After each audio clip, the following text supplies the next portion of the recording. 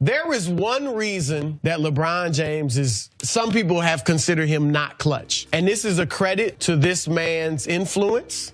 It is our friend and colleague, Skip Bayless. Because every single weekday of LeBron James's career, Skip has been beating the drum that he's not clutch. The day after LeBron scored 48 against Detroit, 29 of Cleveland's last 30 points, and 25 straight in a win, and he was 22 years old in a playoff game 5, right? And they eventually went to the finals.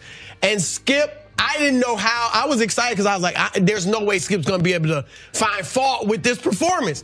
And he pointed out, I guess LeBron missed a regulation jumper at the end of, to win. Yeah, something like that. Then when LeBron against Dallas, the worst moment of his career. Game 5 against Boston the year before, and then Dallas. Depending on how Dwayne Wade plays. You get paid to be the naysayer of LeBron. I do not get paid. I just tell the truth. I think it's an incentive. Huh? I'm the truth teller of cable television, and you know it, and I know it. But how could you just? You see, I have a job because I'm good. Wait, the guy. You have a job because you say the most erratic thing, and you get the craziest responses out of people. You get a rise out of. You're very entertaining, Skip. Okay. Woo-ha. But see, I'm very entertaining. I'm also very good. All right, man.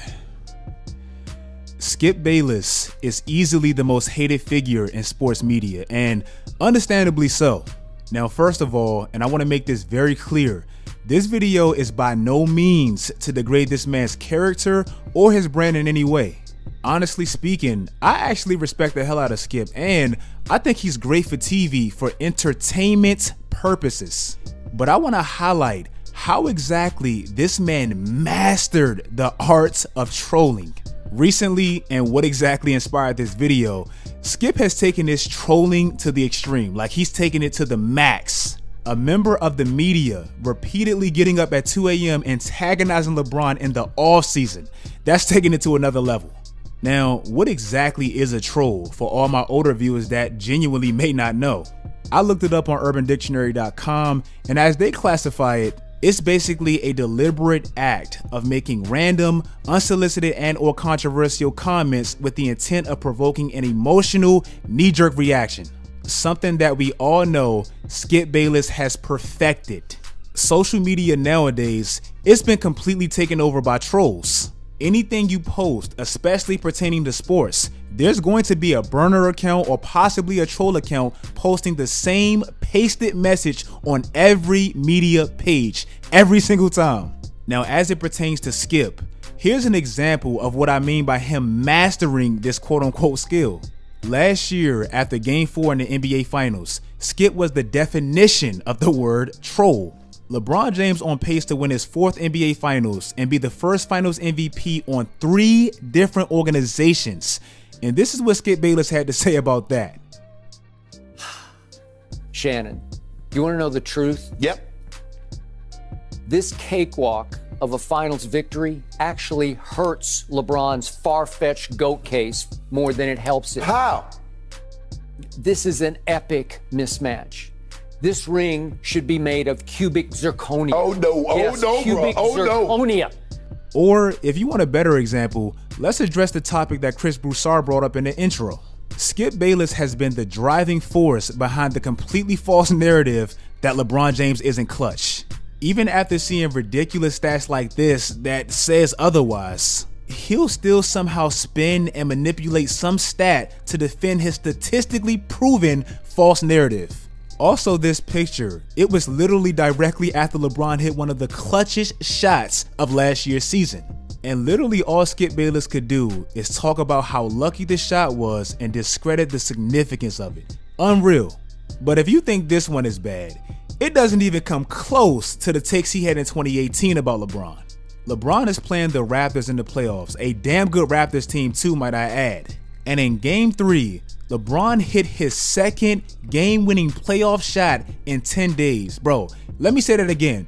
He hit his 2nd game-winning playoff shot in the last 10 days. And after his 2nd one, which actually was a walk-off buzzer-beater shot, literally the most clutch shot a basketball player can possibly have, Skip somehow downplays the severity of it and creates his own scenario of what the word clutch, what it would have been. Can we get to the elephant in the room?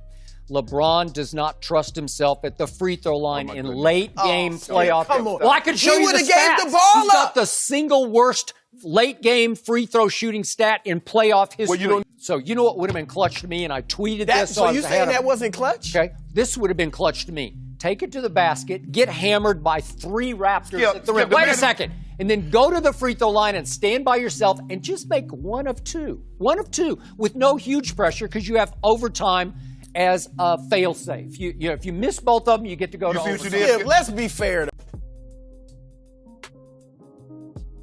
Also, something that I noticed that Skip Bayless does frequently, he manipulates viewers into believing players have to be absolutely perfect. Mind you, he picks and chooses the players he actually does this to. He's not going to talk about Tom Brady in the 2019 Super Bowl actually having a 24.4 QBR, his absolute favorite metric to determine how a quarterback performed. All he's going to say is that Tom Brady somehow won the game. He's not going to talk about Jordan in the 96 NBA Finals actually playing pretty pathetic in the last 3 games to his standards. All he's going to say is that Jordan won the NBA Finals and he's the GOAT. A clear example of this is how he talked about Kawhi in 2019. After he left his San Antonio Spurs, he became hypercritical of this man and began referring to him as number 2. And in Game 5 in the 2019 Eastern Conference Finals, a game in which Toronto took the lead after being down 0-2, and Kawhi Leonard scored 35 points and hit 7 of 8 free throws. Now, you're going to understand why I'm saying his free throw stats in a quick second. All a bitter-ass Skip Bayless could do to actually trash Kawhi's performance is critique a successful pass that led to a dunk, which ultimately led to their win. If he's that guy, if he's the best player in the playoff, if he's the new alpha, the go-to guy for the Toronto Raptors, you know what he does, Chris? You've been watching this game a long time. Clock. You know what he does? The pass gets there. Okay. What's the problem? Wait a second. What's the problem? If you're that guy, if you're MJ, if you're Bird, now today, if you're Steph or Kyrie or even Clay, you know what you do? As soon as the ball touches your hands, you just wrap it up and you dare them to come. Everybody. No. You're eating clock. This guy's wide open. Take the foul. You got a Have bucket. the guts to go to the free throw line. You got a Take dunk. the foul. How are you complaining about LeBron, you got a dunk? It's LeBron all over. Yeah, it's lucky he threw. You got a wide open You know dunk. how high risk that pass was. That's a problem. He throws a pass over Giannis. Did it get to the man? It was terrible. Did it get to his teammate? Or let's bring it to Tim Tebow, another player that Skip Bayless kinda built his brand off of. In 2011, again, fishing for attention, Skip Bayless had one of the worst takes, in my opinion, in sports history. Skip actually said, and I quote, "You better believe I'm taking Tim Tebow over Aaron Rodgers in the last 2 minutes. I've seen Tebow do it again and again and again. Aaron Rodgers hasn't had many chances."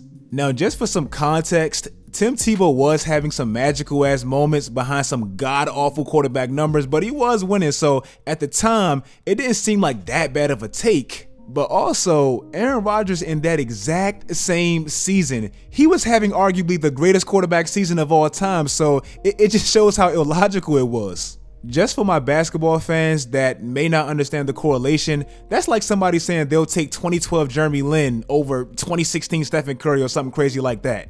Skip Bayless, he's basically built his brand off of antagonizing athletes enough to draw a reaction, and to his credit, he's pretty much mastered that.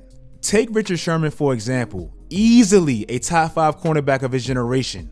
You can tell Skip Bayless got under his skin, and when he seen him face to face, he didn't want no parts of a friendly conversation with Skip Bayless. Skip can say whatever he wants, but Skip, whenever you refer to me, whenever you speak to me, whenever you address me as All-Pro Stanford graduate, because those are some accomplishments you can aspire to, you will never accomplish. You have never accomplished anything. So, but those things are on my resume. Those are what I've done. It's my 2nd year in the NFL, going on my 3rd. I mean, you tell me who's wrong. Okay, I'll accept that. I think I've accomplished more in my field than you have in yours, though you're just getting started. So I'm the top of my field. So I'm all pro. I'm the best, one of the best 22 players in the NFL. You're going to brush it off, but I don't think you're the best 22 anything in sports and in media and anything. I think you debatable. think more of yourself than you actually can, prove. But Okay. Do you think put it you're like better this, than I'll put it Darrell like Revis this. is right now? In my 24 years of life, I'm better at life than you. Also, Floyd Mayweather, directly after beating Manny Pacquiao, mainly for doubters like Skip Bayless, he gave Skip exactly what he wanted. What's the guy that comes on with Stephen A. Smith? I don't know him. Bayless? Skip Bayless? Skip in the morning? I'm going on the show. I need to go on the show Monday with Skip Bayless. Pretty sure we can make that happen. And of course, The sports world nowadays, it's ran by hot takes for reactions and created false narratives with the intentions of pretty much building an intriguing storyline. And in my opinion, the godfather of the modern day internet, specifically when it pertains to sports, it's this man right here. I hope you guys enjoyed this video. Like, comment, and subscribe. And until next time, as always, stay tuned. Can he right now at 52 years old Right here, right now. beat LeBron one-on-one? I mean, and beyond, come on. You know, Stephen A. Oh Smith? gosh, don't do this. You know? He just might be able to. Don't do He this. just might be able to. Okay.